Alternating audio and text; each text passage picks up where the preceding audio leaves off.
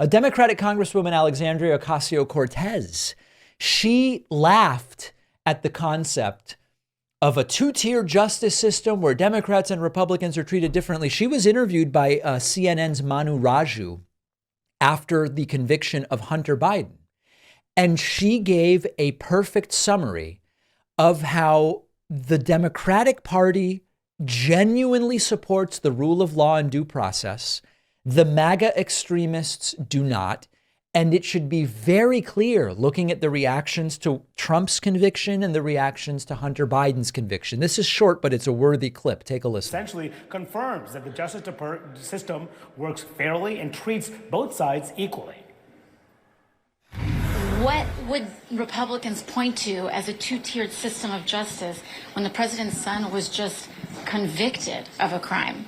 I mean, if anything, this shows the difference that Democrats are willing to accept when our justice system works as functioned and as designed.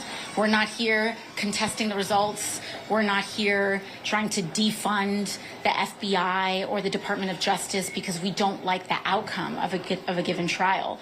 We respect the judicial process. And of course, there's people in the comments to this video saying, oh, but AOC is trying to defund the police. She wants the police defunded.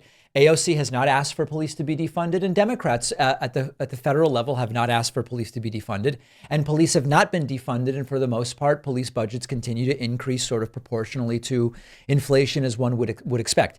Remember also the difference between what Biden recently said about his son's conviction and what we would expect from Trump and what Trump has been saying about his own convictions, where President Joe Biden said after the conviction, quote, "As I said last week, I am the president, but I'm also a dad. Jill and I love our son, and we are so proud of the man he is today.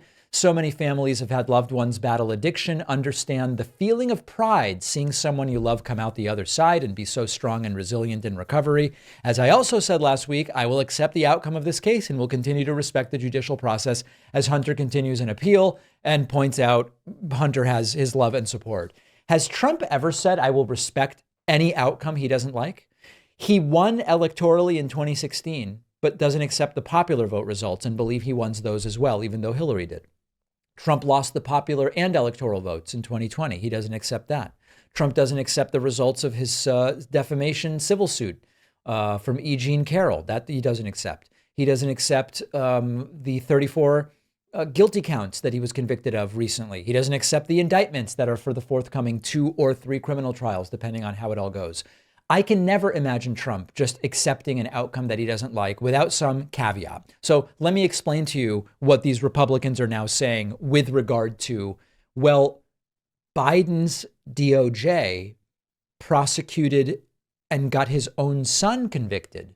That undercuts the claims of a two-tier justice system that benefits Democrats. What about Bob Menendez, Democratic senator, being indicted? What about Henry Cuellar? What about the Cori Bush investigation? The way they are now undercutting it is, at first it was they're not going after Democrats, they're only going after Republicans. Well, that talking point is gone.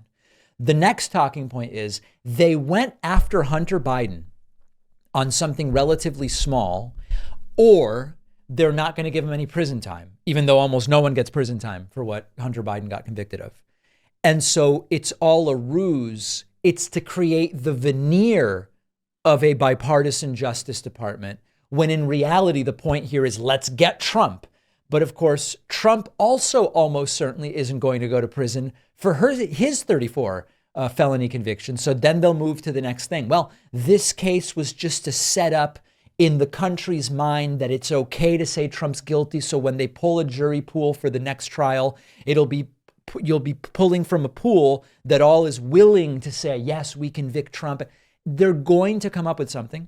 But as AOC points out, they've already predetermined the perspective, which is in some way, either at the surface or below the surface, this is a system that is Joe Biden going after his political enemies and Democrats getting off scot-free. Doesn't seem like a Democrat got off scot-free. Well, let me tell you why it actually is an example of that. Doesn't matter what facts you present. They will move the goalposts as many times as they need to in order to get to the starting point, which is they're bad, we're good, we're the victims, they're the perpetrators. We have a fantastic bonus show for you today. This may be the end of our time together today. If you aren't a member and you don't have access to the bonus show. But if you do, we will be discussing President Joe Biden's $30 million fundraiser featuring Barack Obama, George Clooney, I believe Julia Roberts was there. Obama. That guy. We will also talk about the House passing a bill to automatically register young men for the draft. Wait a second. Don't we already have selective service? What is this about? We will discuss it. And we will also talk about how the fast food industry is claiming that the California minimum wage law is costing them jobs. Now, you might say, David, you've reported on this.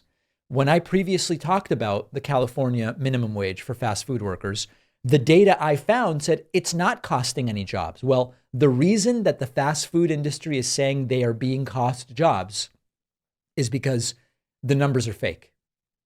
They're just straight up fake numbers. All of those stories and more on today's bonus show. Find it at joinpacman.com. And then I'll be back tomorrow.